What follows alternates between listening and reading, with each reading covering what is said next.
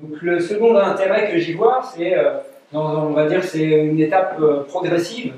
C'est-à-dire que c'est bien de pouvoir se recharger après les soins, mais c'est vrai que dans l'idéal, si je reste toujours dans ma posture de recherche et de questionnement, c'est super cet outil, mais est-ce que je ne peux pas m'en servir pendant les soins, carrément? Et donc, pour moi, en tout cas, c'est possible en tant qu'ostéopathe, et je pense que qu'on peut l'appliquer à plein d'autres rôles de thérapeute, de se servir de cette pédagogie. Ça ne veut pas dire qu'on s'éloigne de la philosophie du métier de base dans lequel on est, c'est juste que c'est un outil qu'on peut incorporer à cette philosophie et à ce qu'on fait déjà.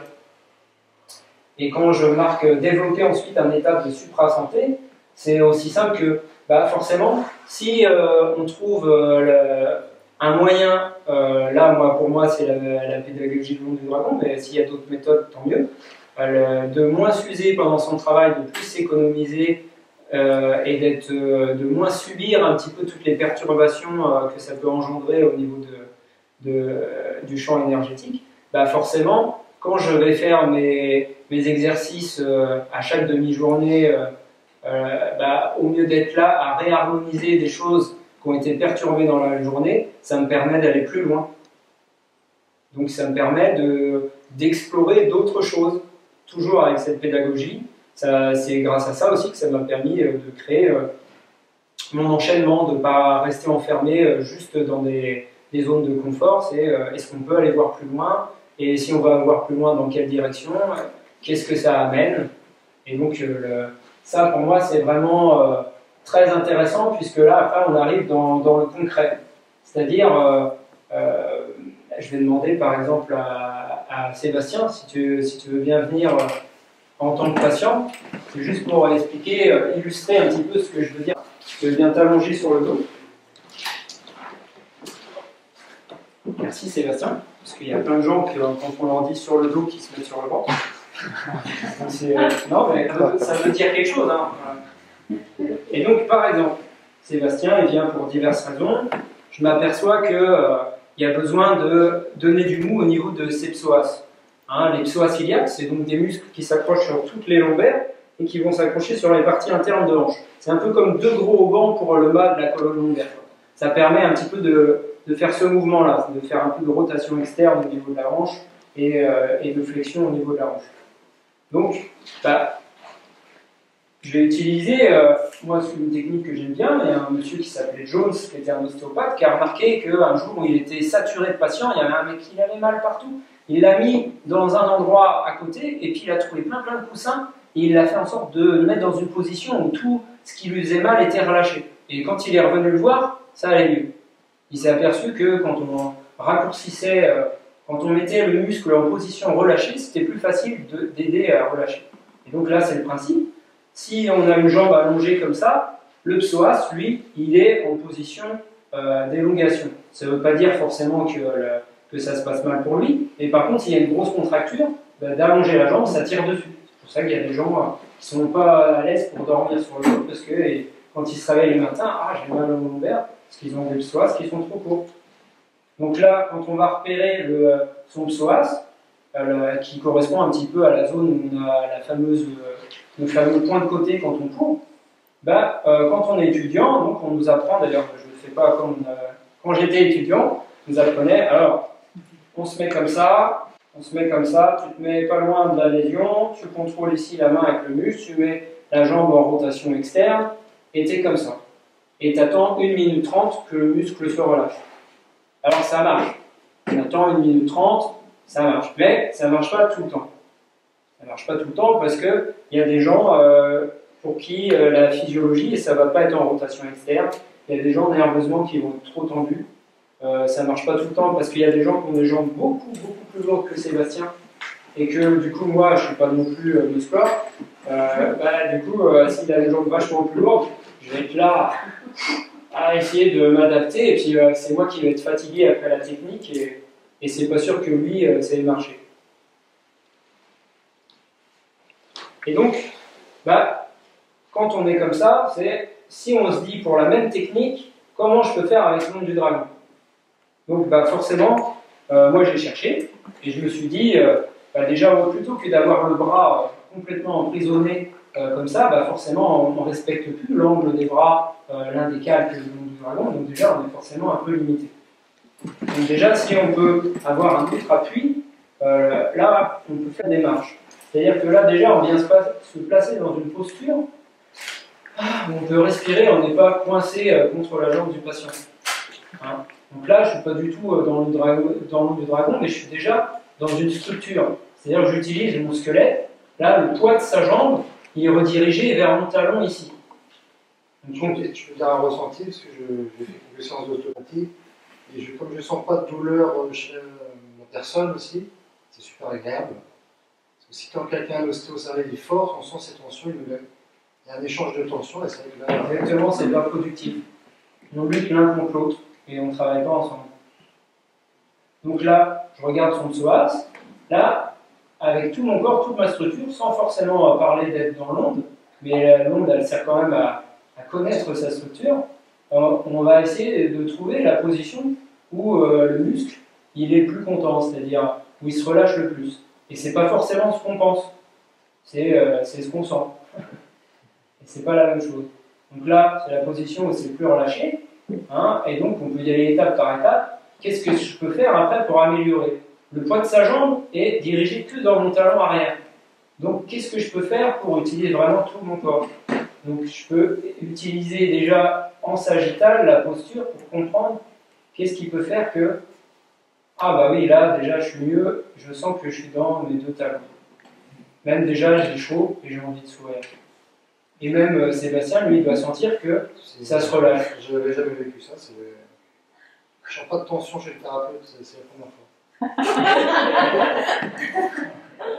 Voilà. Je m'arrête là. Je regarde quand même, juste par acquis de conscience, l'autre côté. Parce que même si on fait ça pour un titre de démonstration, il se passe toujours des choses.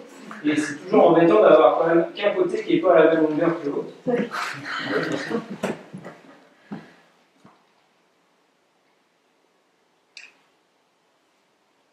Dans son cas, ça n'a pas changé grand-chose. Il est déjà plutôt pas mal équilibré.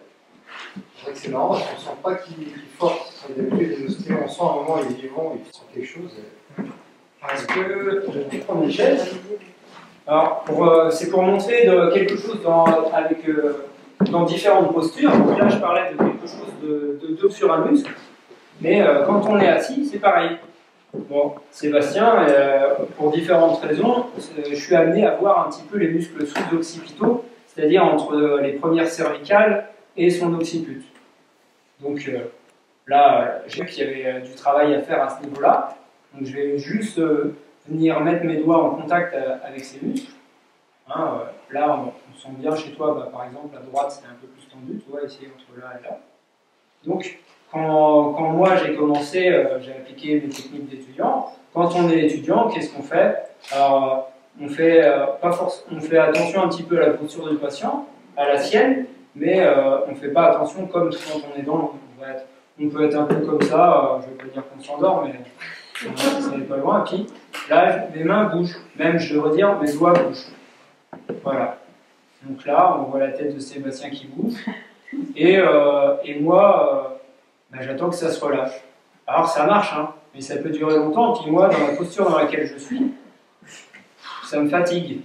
Ça me fatigue, j'ai même la tête de travers, je penche. Là, Je sens les tensions de tes doigts. Là, ouais. Ouais, bah ouais, et puis moi je sens qu'en fait, tu remarqueras que tu as une tension à droite, moi je penche à droite.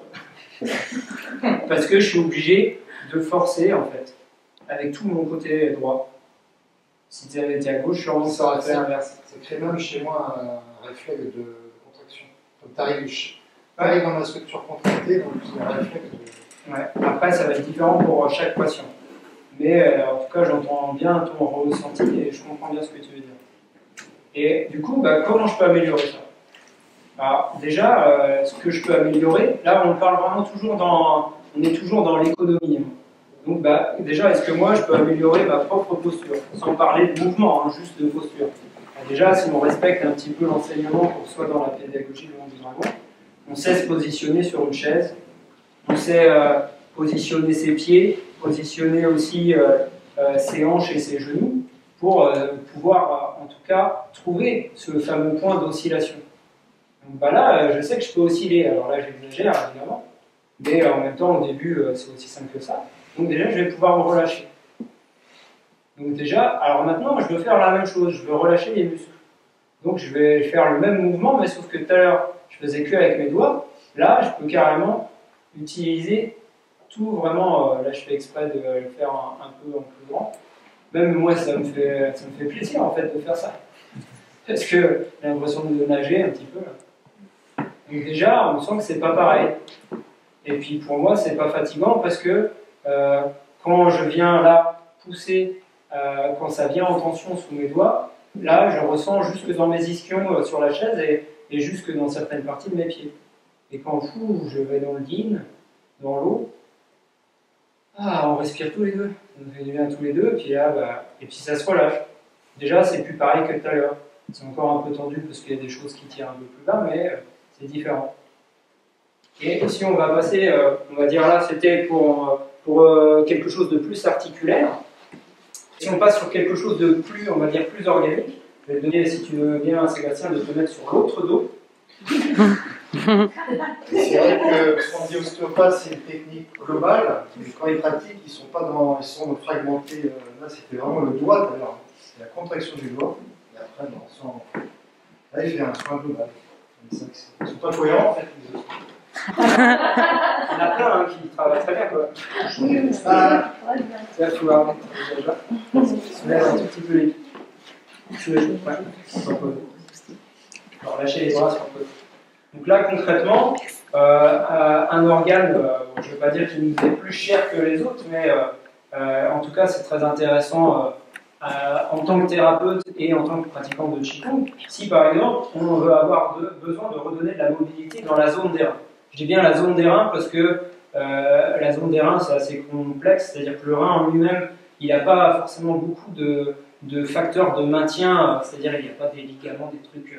Ce qui le maintient surtout en place, c'est la graisse qu'il y a autour, ses relations vasculo-nerveuses, enfin surtout le côté vasculaire, et puis tout ce qu'il y a autour. Et donc, quand on repère par exemple un petit peu la dernière côte, la 12e côte, et la colonne vertébrale, il y a une sorte de petit creux en fait formé par un ensemble de muscles. Hein, je ne vais pas tous vous les citer, mais pour citer le nom un peu barbare, c'est le quadrilatère de Wenfeld. Et il y a un endroit en fait où on peut avoir accès au pôle inférieur du rein, de chaque côté, heureusement, sauf ceux qui manquent un rein. Alors évidemment, il y a des particularités génétiques aussi. Des fois, il y a des gens qui ont des reins en fer à cheval et tout ça. Tu vois, c'est chez toi, il y a 2 ans. Donc, la technique quand on est étudiant, c'est on met une main dessous pour aller passer un petit peu en dehors des abdos et être en relation avec le psoas, parce que le rein, il se sert un peu du psoas comme rail, un petit peu pour faire ses mouvements quand on respire. Donc là, déjà, ça lui fait du bien. On sent qu'il respire déjà pas pareil, juste d'être en contact. Ça montre bien qu'il se passe déjà des choses, même si je n'étais pas thérapeute, juste de faire ça, il se passe déjà des choses. Donc là, quand on est étudiant, tu sers de la respiration du patient et puis tu appuies et puis tu vas relâcher d'un coup sur une inspire. Donc je fais comme quand on était étudiant. Alors Sébastien, si tu veux bien inspirer, donc là il inspire, tu souffles. Quand il souffle, moi je suis le mouvement du rein puis j'appuie un peu sur le pôle inférieur. On sent déjà que c'est tendu, tu continues. Donc là je maintiens. C'est fatigant parce que sa respiration elle me soulève mais je dois maintenir quand même. Là ça me fait monter l'épaule. Je suis obligé de laisser mon poids tomber en avant pour lutter. Et encore, il n'y a pas une grosse cage thoracique. Et à un moment, hop, je dois relâcher d'un coup. Voilà, j'ai un peu fait un peu encore plus mal que ce que j'aurais fait quand j'étais étudiant, mais en gros, c'est ça. C'est pour schématiser. Donc, qu'est-ce que je peux faire pour moins me fatiguer? C'est-à-dire pour moins lutter contre lui avec sa respiration, pour être moins dans une posture où je suis avachi et où je suis obligé de forcer. Alors si on est toujours dans le monde du dragon, donc au début j'ai cherché, je me suis dit, par exemple, au niveau des bras, qu'est-ce que je peux faire? alors je me suis dit que j'allais changer un peu la position dessus-là pour être vraiment dans une autre posture. Au niveau des jambes, après, j'ai essayé de trouver une position où je pouvais être un peu plus vertical. Ça ne veut pas forcément dire droit comme un balai ou respecter, c'est surtout pouvoir retrouver cette structure qui nous est chère dans le monde du dragon. Et donc, avec ça, bah, déjà, moi, au niveau de ma posture, comme tout à l'heure, Sébastien il doit ressentir que bah, c'est pas du tout pareil. Là, je suis juste en accord avec lui. Je suis même pas. Il y a juste la pesanteur de ma main, en fait. Pour l'instant, j'exerce pas de pression. Je suis sa respiration. Et donc, bah là, je suis même plus obligé de lui demander de respirer. En fait, je peux juste me synchroniser sur sa respiration. Donc là, il souffle, donc j'accompagne le mouvement. Donc déjà, je ne suis pas en train de le bloquer. Donc là, je suis juste dans ma structure. Qu'est-ce que je peux faire maintenant pour être encore plus dans l'angle du dragon? Là, c'est chercher quel mouvement je fais. Donc là, schématiquement, si j'enlève les mains, je suis comme ça, et j'ai un mouvement un petit peu qui fait ça. À quoi ça me fait penser? Bon, ça ne me fait pas penser à l'ongle du dragon dans le sagittal. Hein, on est plus sur... Exactement. Et donc, bah, c'est qu'est-ce que je peux faire si on veut aller tout de suite plus loin, parce que sinon, je vais éviter toute la réflexion que j'ai eue. Au bout d'un moment, j'ai enlevé cette main. Parce que finalement, au bout du compte, oui, ça permet d'avoir un contrôle, mais dans la réalité, concrètement, c'est pas nécessaire. Donc après, il faut réussir à se synchroniser pareil, être dans sa structure, ça c'est bon. Et là, la difficulté, c'est de pouvoir être de s'accorder avec son mouvement, son propre mouvement de l'onde et celui du patient. Donc une fois qu'on en est accordé, là je vais réaliser la même technique. C'est-à-dire que maintenant, là, le mouvement il existe toujours, mais il est interne. Voilà, le seul truc qui me fait bouger, c'est sa respiration. Voilà, et moi je suis. J'ai chaud. Et là, à un moment, quand je sens que c'est le bon moment, que le rein a. En fait, c'est son corps qui me dit là, le rein il ne pourra pas aller plus loin. Parce que sinon, il va y avoir un réflexe de défense. Au moment où il m'inspire, je peux relâcher. Et en sensation, le patient, on sait que ça lui fait du bien parce qu'il ouais, déjà, c'est possible. Mais souvent, parce que ça correspond aussi au pilier du diaphragme, souvent les gens ils soupirent après. Parce que qu'est-ce qui se passe quand on relâche ces zones-là? Le sablier ici, là, il s'ouvre.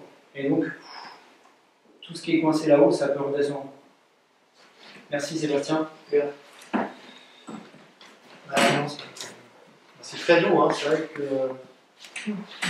quand il n'est pas connecté, on sent le musculaire qui veut rentrer dans notre corps et on sait ce qu'il fait. C'est vrai que quand il est bien aligné, on sent même le jus de la terre qui arrive. Limite, besoin de pas de faire grand chose. C'est là où c'est ce dont j'essaye de parler et c'est là où je pense qu'on peut aller. Ça, ce qui est fort, c'est pas faire grand chose. À la fin, tu as même réussi à me transmettre ta respiration plus ou moins. C'est comme s'il était juste, il faisait l'ombre, il était dans son truc, il se met en contact et moi, je résonne un peu avec lui. Et puis c'est un super soin. C'est ce que j'essaye de dire quand je dis qu'on s'accorde. Au début, on s'est accordé qu'à la fin. À la fin, j'ai même senti que je respirais à peu près. Un chapeau. Tu peux remercier l'oncle du dragon, un chapeau et l'enseignement de Cyril. Non, c'est vrai que ça, il ne faut pas garder ça pour vous. Il faut vraiment être dans les écoles transmettre ça parce que c'est. Je comprends ce que tu veux dire, mais comme a pu l'expliquer Thierry dans pas mal de ses interventions, ce qui est intéressant aussi, c'est que les gens ils viennent aussi par eux-mêmes. C'est-à-dire de ne pas avoir forcément la volonté de dire c'est comme ça qu'il faut faire. Ouais, mais là, il n'y a pas de photo, il est vraiment.